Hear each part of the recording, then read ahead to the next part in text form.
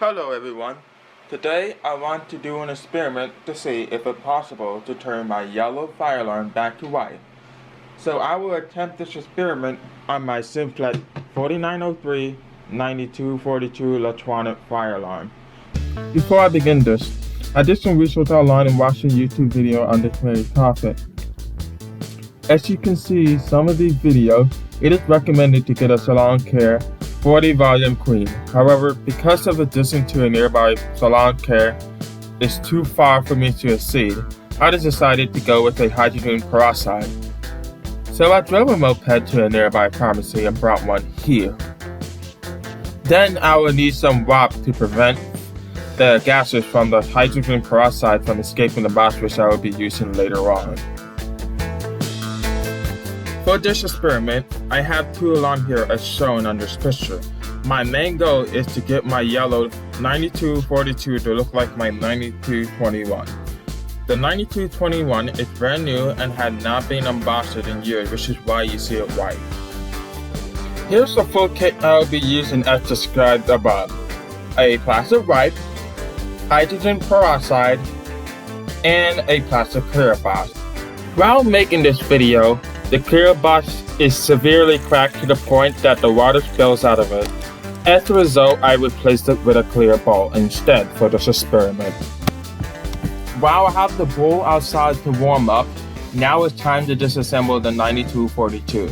Taking apart the electronic horn is plain simple. However, taking apart the strobe is a challenge. While I have attempted to take it apart, it's pretty fragile, which is why you need to be very careful. After a while, I was able to take it apart, and here's what it looks like. Please be very careful taking out the 4903 series strobe because they are very fragile and you could break them easily. And I have encountered this problem before. So the next part is to clean up the 4903 body to ensure there's no dust or as many paint left on the fire alarm. However, I'm kind of too lazy to do as much, so I just leave it like this. But here's the final result. Alright, I have my 4903 9242 body outside. Now, it is time to put this in hydrogen peroxide mixture. So, before I get started, I need to make sure the water is a little bit warm and make sure the hydrogen peroxide didn't just escape. Alright, let's check on the hydrogen peroxide. It's a little bubbly, so that means it's ready. Now, before I get started, I need to get all the kit that I needed. Alright, I got everything I needed. So now I need to remove this completely. And now there's left with this. Now I'm gonna put this in. Okay. And I'm gonna put something so it doesn't float. Now, give me a second. Alright. We're back outside and I have warmed up a little bit and I did some tests just to make sure everything's go right. So what you wanna do is to remove this completely. The water is hot and stuff. You want to put a little bit more just to make sure you don't lose any. Then what you're going to get next is you're going to need a rock or something to hold this so it doesn't float while it's doing the peroxide process. You put the rock in here, you get the wrap, and excuse me, you turn it. I don't care about the box. You make sure it can cover the whole thing.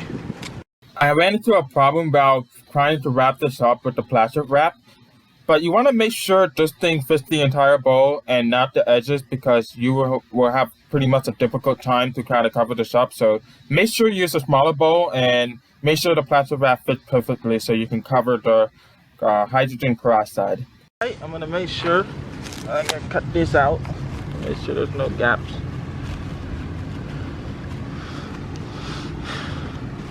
I would recommend getting a smaller bowl and not this big because that's a little pain in the neck too. But we're gonna leave it here to dry out for a couple of hours. We're gonna come back and see the result.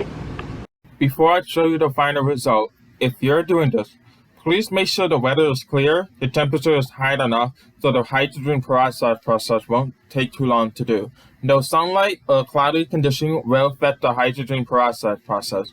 So make sure you check up with your weather forecast before proceeding with this experiment. Thank you.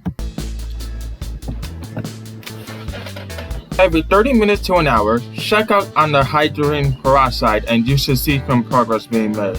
If there's no progress being made, check for any errors you may made to ensure they are corrected. Make sure it's facing the sun at all costs. If you see a shadow coming in the way, move the bowl or box away so your hydrogen peroxide experiment won't be affected at all. Depending on the temperature, it should be done before the sun is out, and that is depending on what time you place it at. It's starting to get late and it's been outside and adjusted many times for 4 hours. Because the tree is going to block it soon, I decided to remove it and bring it inside to see the progress. And to my surprise, it's looking much cleaner and less yellower this time. However, there is still some yellowing in the inside. So I decided to get a pot and pour in the rest of the hydrogen peroxide inside of the pot. Now, I set this and have adjusted many times to make sure it's not too hot or too cold and warm enough, just like it was outside. If you're going to do this, don't put high as it will boil off the plastic and damage it. If you have a temperature reading, make sure it's at least 100 to 150 degrees Fahrenheit. At 200 degrees Fahrenheit, plastics can melt, so please avoid going over that temperature. And I unfortunately do not have a temperature reading, so I had to take my guess for this. Make sure you check very often, 15 to 30 minutes, and check if you see bubbles. If you do, you have set it right. Adjust the plastic if needed, or if you have a larger pot, which I don't in this case, transfer it over to that pot. Please note changes will only be noticed within an hour or more, so wait patiently and repeat this to make sure you are not going too hot or too cold, and just so it can become stable.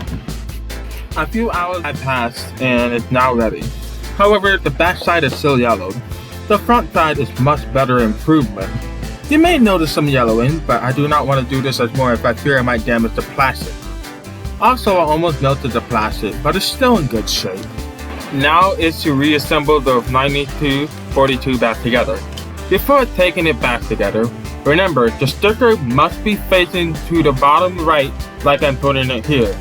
If yours doesn't have the sticker, face it like where I have the reflector at the position. Be careful and make sure you properly put this back in the right way. Otherwise, you'll have to fry it back open to put it in incorrectly, which is risking you to damage the plastic. Once you put the strobe in, you will look at your electronic horn. On the label, it will say red and black. Now look at your strobe plug and connect to the correct way, which is red and black. If you incorrectly connect this, the strobe will not flash. So make sure you correctly connect these before you reattach it to the horn. After that, you want to pick your screw, then you're going to put it through the electronic horn. And remember this, upper left first, bottom right last. And that's how the screw were originally put in place here.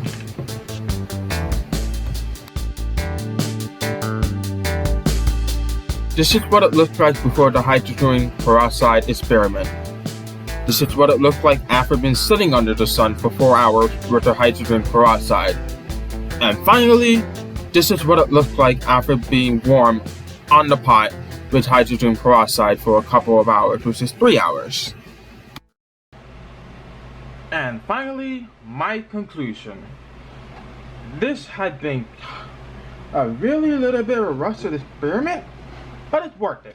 I actually like how this is way better than it was a while ago, but it's still some yellowing, but I don't care.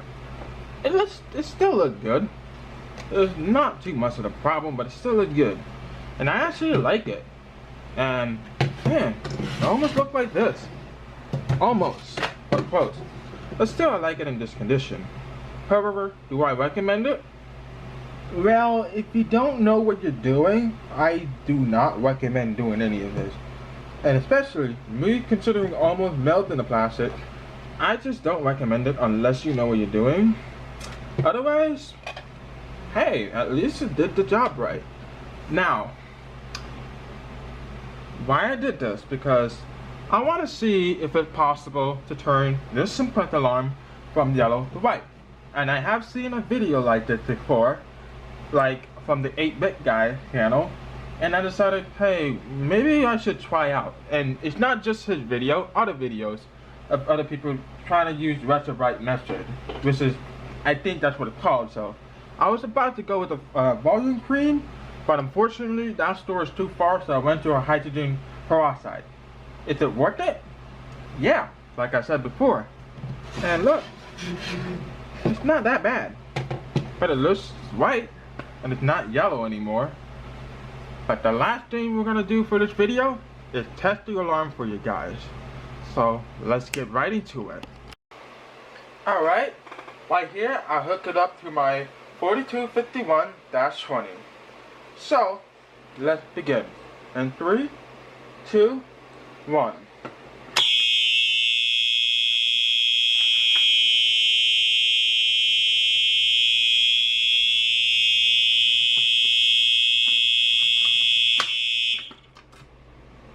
There we go.